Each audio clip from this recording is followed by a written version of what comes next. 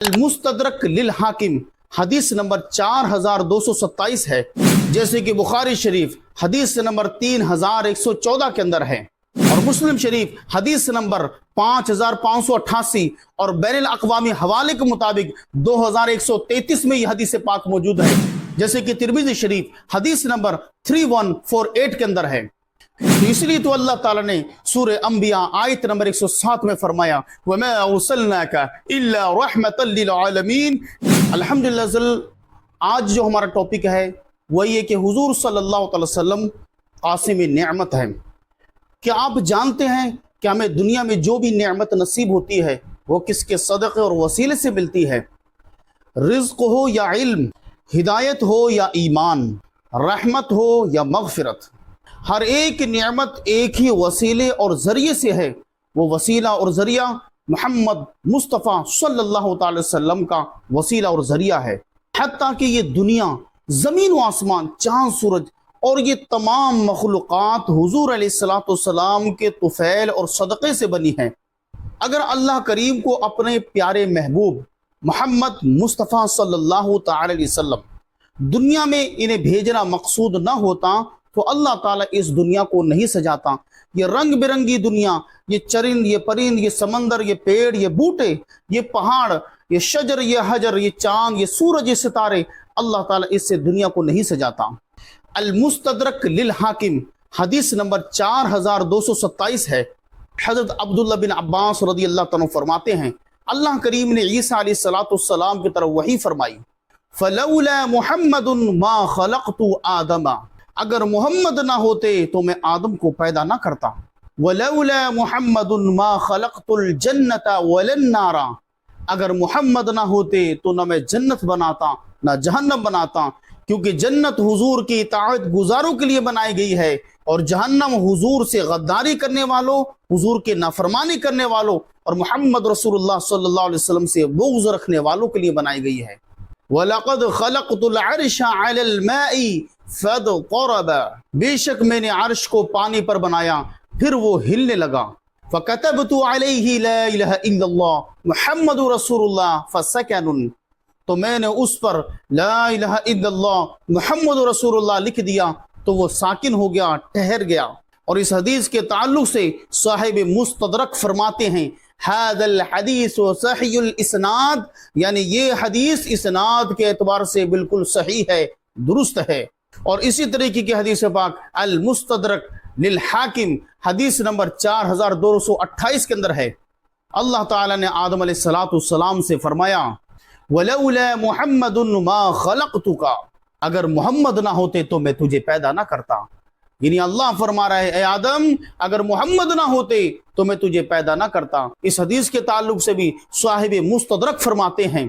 هذا الحدیث صحیح الاسناد، یعنی یہ حدیث بھی صحیح الاسناد حدیث پاک ہے۔ تو معلوم یہ ہوا دنیا حضور کے صدقے میں سجی ہے۔ اگر حضور نہ ہوتے تو اللہ آدم کو پیدا نہ فرماتا، نہ جنت کا وجود ہوتا نہ جہنم کا کوئی وجود ہوتا۔ تو اس لیے تو اللہ تعالیٰ نے سورہ انبیاء آیت نمبر 107 میں فرمایا وَمَا أَرْسَلْنَاكَ إِلَّا رَحْمَةً لِلْعَالَمِينَ، اے محبوب ہم نے آپ کو تمام عالمین کے لیے رحمت بنا کر بھیجا، آپ ہر عالمین کے لیے رحمت ہیں۔ اور یہ کیا اس سے بڑی رحمت اور کیا ہوگی کہ حضور کے وجود مسعود کی بنا پر یہ تمام عالم کو سجایا گیا۔ حضور کی رحمت ہی کا تو صدقہ ہے جو آج میں آپ کے سامنے موجود ہوں اور آپ میرے سامنے موجود ہیں، ہمارے عزیز ہیں، اقربا ہیں۔ یہ چاند، تارے، یہ سورج، یہ سب حضور علیہ السلام کے وجود مسعود ہی کا تو صدقہ ہے۔ اگر اللہ حضور کو پیدا نہ فرماتا تو جیسے کہ آپ سن چکے ہیں المستدرک للحاکم کی حدیث پاک،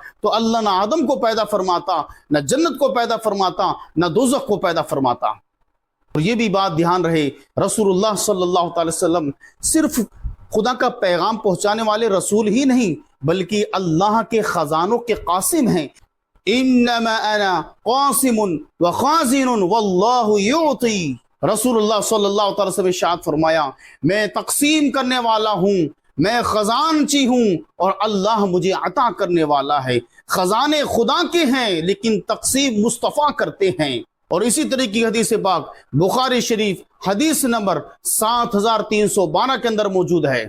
وَإِنَّمَا أَنَا قَاسِمٌ وَيُعْتِي اللَّهُ، رسول اللہ صلی اللہ علیہ وسلم نے ارشاد فرمایا میں بانٹنے والا ہوں، تقسیم کرنے والا ہوں، اور اللہ مجھے عطا کرنے والا ہے۔ بخاری شریف حدیث نمبر 6196 میں ہے فَإِنَّمَا أَنَا قَاسِمٌ اقسم بینکم، بے شک میں قاسم ہوں اور میں تمہارے درمیان تقسیم کرنے والا ہوں، بانٹنے والا ہوں۔ بخاری شریف حدیث نمبر 3117 میں ہے ما اعطیکم ولا امنعکم انا قاسم ادعو حیث امرت، رسول اللہ صلی اللہ علیہ وسلم نے بالکل واضح فرما دیا کہ سن لو، نہ تو میں اپنی طرف سے کچھ دینے والا ہوں اور نہ میں کہے تم سے کچھ روکنے والا ہوں، بلکہ ہر چیز دینے والی ذات اللہ کی ہے، روکنے والی ذات اللہ کی ہے، میں تو تقسیم کرنے والا ہوں، مجھے جیسا جیسا حکم ملتا ہے میں چیزوں کو ویسے ویسے وہی رکھ دیتا ہوں۔ تو معلوم یہ ہوا نعمتیں خدا کی ہیں، رحمتیں خدا کی ہیں، عظمتیں خدا کی ہیں، لیکن تقسیم مصطفیٰ کر رہے ہیں، اور وہ اپنی طرف سے کچھ نہیں کرتے، بلکہ جیسے جیسے انہیں حکم ملتا ہے ویسے ویسے وہ لوگوں کے درمیان ان چیزوں کو تقسیم کرتے چلے جاتے ہیں۔ نعمت الباری شرح بخاری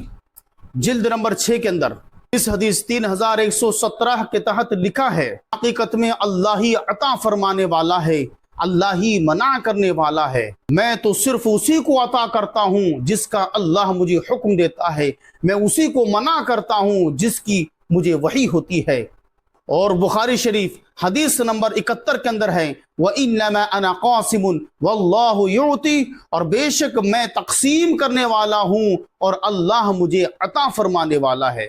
اور مسلم شریف حدیث نمبر 5588 اور بین الاقوامی حوالے کے مطابق 2133 میں یہ حدیث پاک موجود ہے فَإِنَّمَا أَنَا قَاسِمٌ أَقْسِمُ بَيْنَكُمْ، رسول اللہ صلی اللہ علیہ وسلم نے ارشاد فرمایا میں تمہارے درمیان تقسیم کرنے والا ہوں، اللہ جو مجھے عطا فرماتا ہے میں تمہارے درمیان اسے تقسیم کرتا ہوں۔ اور مسلم شریف حدیث نمبر 5589 اور بین الاقوامی حوالہ 2133 کے اندر ہے فَإِنَّمَا بُعِثْتُ قَاسِمًا أَقْسِمُ بَيْنَكُمْ، رسول اللہ صلی اللہ تعالی وسلم ارشاد فرمایا بے شک میں قاسم یعنی تمہارے درمیان اللہ کا فضل تقسیم کرنے والا بنا کر بھیجا گیا ہوں۔ اللہ کی جو خزانے ہیں حضور صلی اللہ تعالی وسلم ان خزانوں کو تقسیم کرنے والے ہیں، جیسے کہ بخاری شریف حدیث نمبر 3114 کے اندر ہے، مزید مسلم شریف حدیث نمبر 5592 اور بین الاقوامی حوالے کے مطابق 2133 میں ہے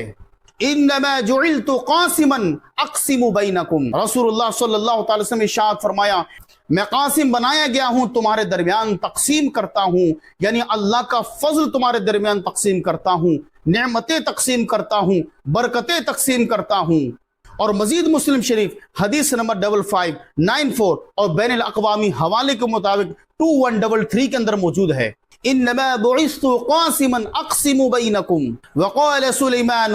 فانما انا قاسم اقسم بینکم، رسول اللہ صلی اللہ تعالی وسلم ارشاد فرمایا مجھے تمہارے درمیان قاسم بنا کر بھیجا گیا ہے، تقسیم کرنے والا،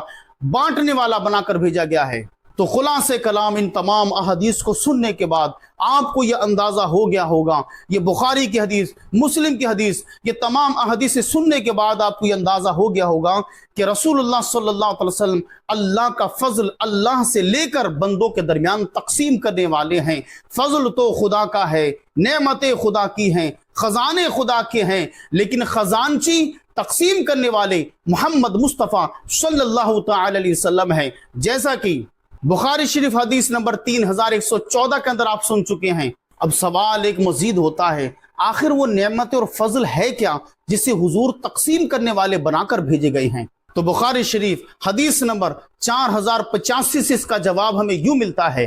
رسول اللہ صلی اللہ تعالی علیہ وسلم نے ارشاد فرمایا قد اعطیت مفاتیح خزائن الارض،